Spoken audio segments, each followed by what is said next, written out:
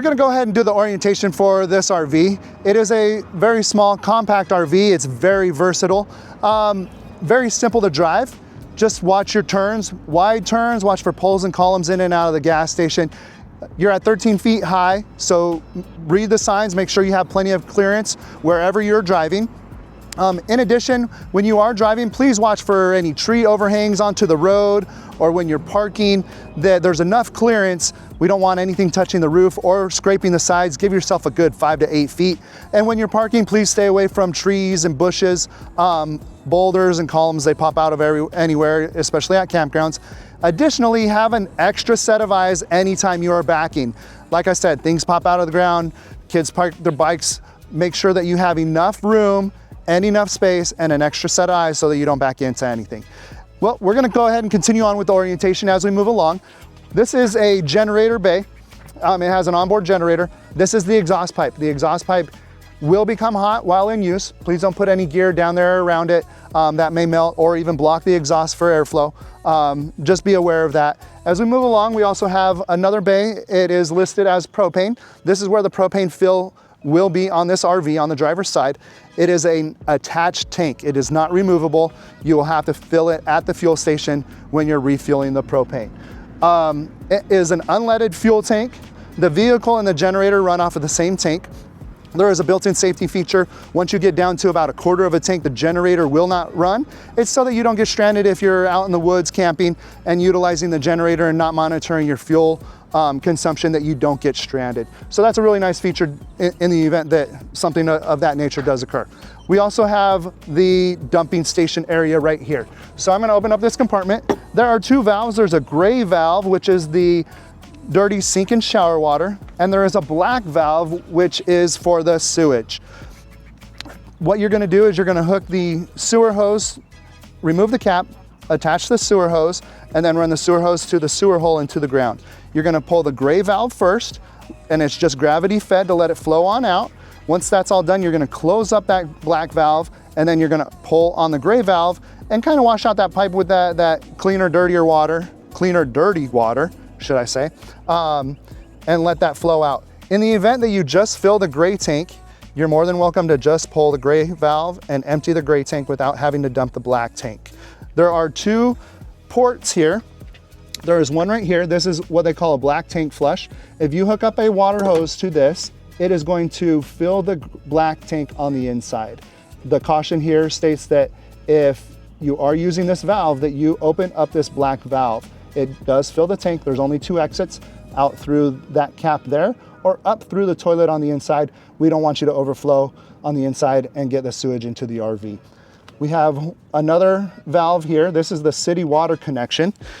To hook this up, you're going to use a water hose that will connect to the water spigot at the RV park, and that provides the water pressure on the inside. We highly recommend that you use the water tank versus the city water connect. The plumbing on the inside of the RV, they're just plastic fittings that are pressed together. If the water pressure is too high at the RV park, it can damage those lines or even cause them to break, which will induce a leak or possibly flooding. So we recommend that you fill the water tank and utilize the water pump whenever you need any water. If you do decide to use the water hookup, we highly recommend anytime you are not using it that you manually and physically turn off the water spigot so that there's no water going inside in the event that there is a pressure surge. Also, more importantly, nighttime, have some water in the water tank, turn it off on the outside. Just use the water pump when you go to the bathroom or need to wash your hands, and turn it back off once you're complete with that. But you're only going to use the water pump with the water tank or the city water. Okay, right here we have our electrical hookup.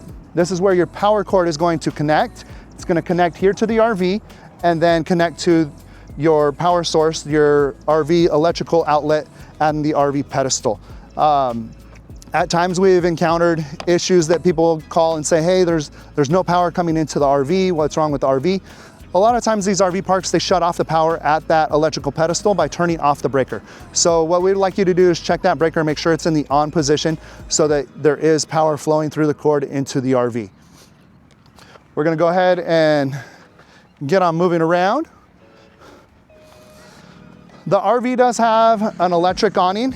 It is just a shade structure. Wind, rain, snow, any other inclement weather, go ahead and close it up.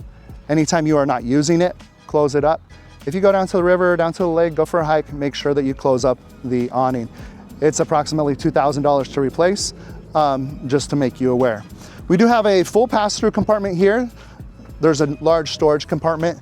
This is the exhaust for the hot water heater. It is a 5-gallon water heater. It takes about 15 minutes to heat up. You can use the electric option if you're plugged in at the RV park, or you can use the gas option if you're out camping in the forest. This is the exhaust for the furnace.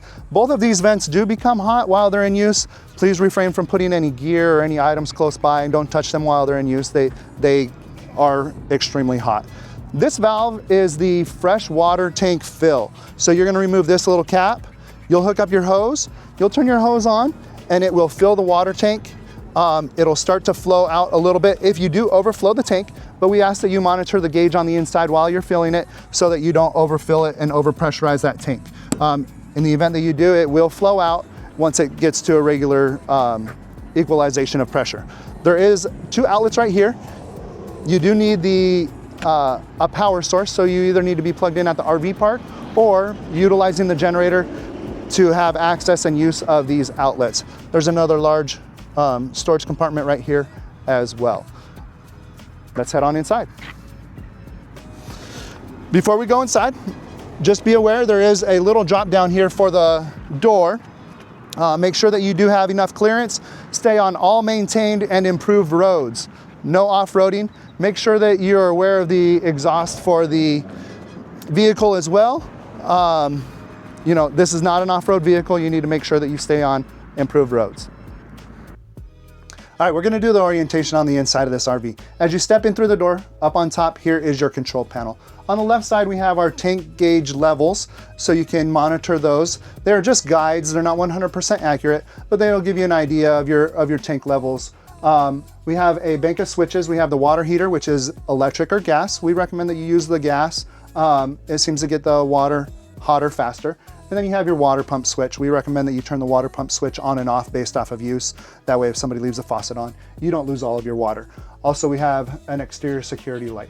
For the generator, this is the generator start-stop switch. You're actually gonna push down towards stop to prime the pump. Once the light turns on, you're gonna press and hold towards start. Once the generator fully engages, you're gonna go ahead and let go. It takes about 45 seconds to deliver power from the generator into the RV once you start it. And then simply just press towards stop to go ahead and turn the generator off. You do need a power source for the AC, the microwave, any of the outlets. So that would be either the generator or at the RV park power. We're gonna go ahead and before I go down, here is your main interior lights. It does have a dimmer switch, so for the main cabin of the RV.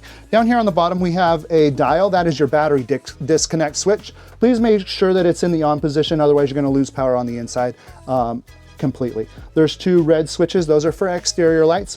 And then there's a big black switch. That is going to be for your awning extend and retract. Just as a reminder, when you are not using the awning, that you retract it and close it completely when it's not in use. Also, you got your sink and your faucet. We have a cooktop here. It does have a glass cover. When you're gonna use the stove, you're gonna lift up the glass cover. It does become your backsplash.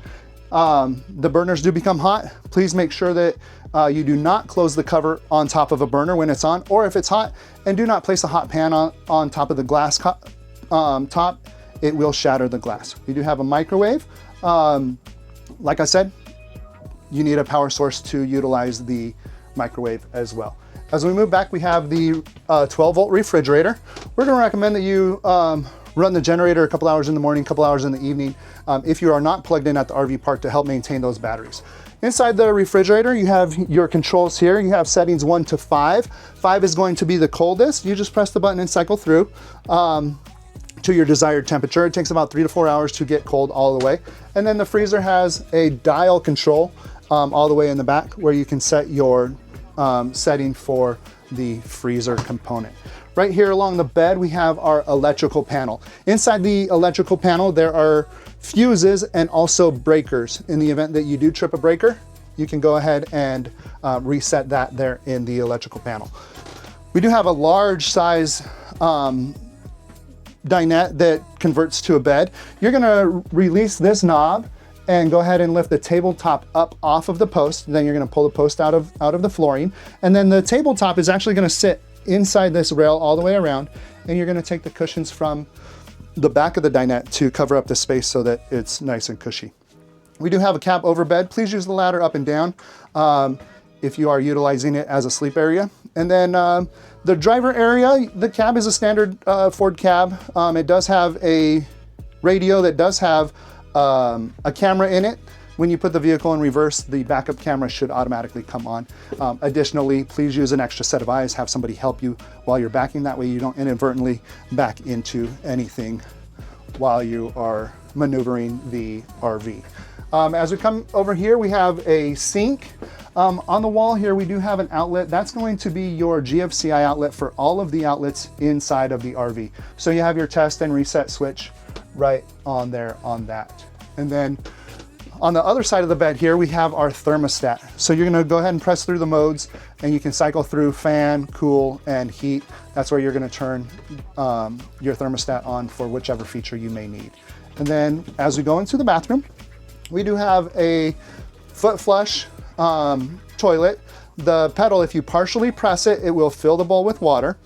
And then to flush the toilet, you will push it all the way to the floor and it'll open up the toilet valve and disperse of the waste inside of the waste tank.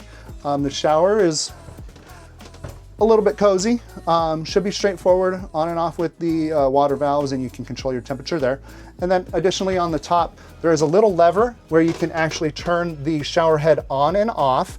So if for some reason you turn the water on, but there's no water coming out of the shower head, that lever might be in the off position. It's to help conserve water while you are soaping up and such. That's a quick overview for this orientation. We look forward to seeing you too.